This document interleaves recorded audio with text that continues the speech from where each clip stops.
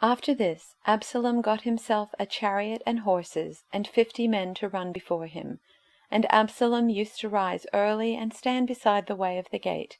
And when any man had a dispute to come before the king for judgment, Absalom would call to him and say, "From what city are you?" And when he said, "Your servant is of such and such a tribe in Israel," Absalom would say to him, "See, your claims are good and right, but there is no man designated by the king to hear you." Then Absalom would say, "Oh, that I were judge in the land! Then every man with a dispute or cause might come to me, and I would give him justice." Thus Absalom did to all of Israel who came to the king for judgment. So Absalom stole the hearts of the men of Israel.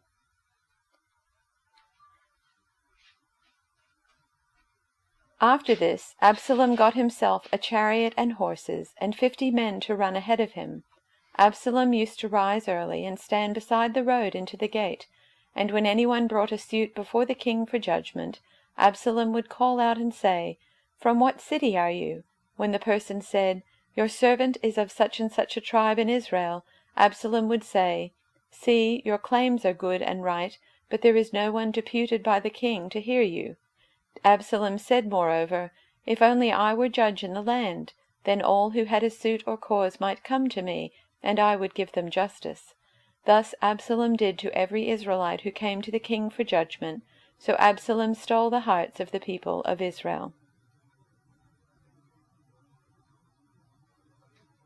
In the course of time, Absalom provided himself with a chariot and horses, and with 50 men to run ahead of him.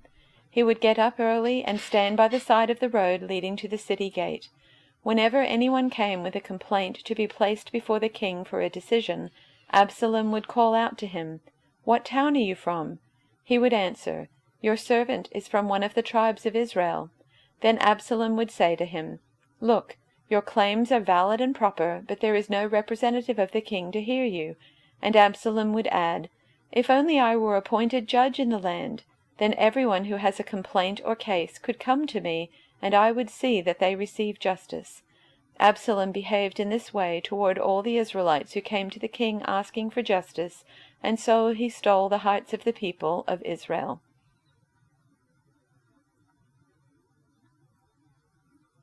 After this, Absalom bought a chariot and horses, and he hired 50 bodyguards to run ahead of him. He got up early every morning and went out to the gate of the city. When people brought a case to the king for judgment, Absalom would ask where in Israel they were from, and they would tell him their tribe. Then Absalom would say, "You've really got a strong case here. It's too bad the king doesn't have anyone to hear it. I wish I were the judge. Then everyone could bring their cases to me for judgment, and I would give them justice."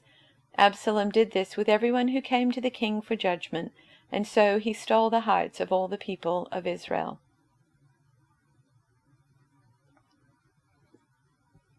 As time went on, Absalom took to riding in a horse-drawn chariot with 50 men running in front of him. Early each morning he would take up his post beside the road at the city gate. When anyone showed up with a case to bring to the king for a decision, Absalom would call him over and say, "Where do you hail from?" And the answer would come, "Your servant is from one of the tribes of Israel." Then Absalom would say, "Look, you've got a strong case, but the king isn't going to listen to you." Then he'd say, "Why doesn't someone make me a judge for this country? Anybody with a case could bring it to me, and I'd settle things fair and square." Absalom did this to everyone who came to do business with the king, and stole the hearts of everyone in Israel.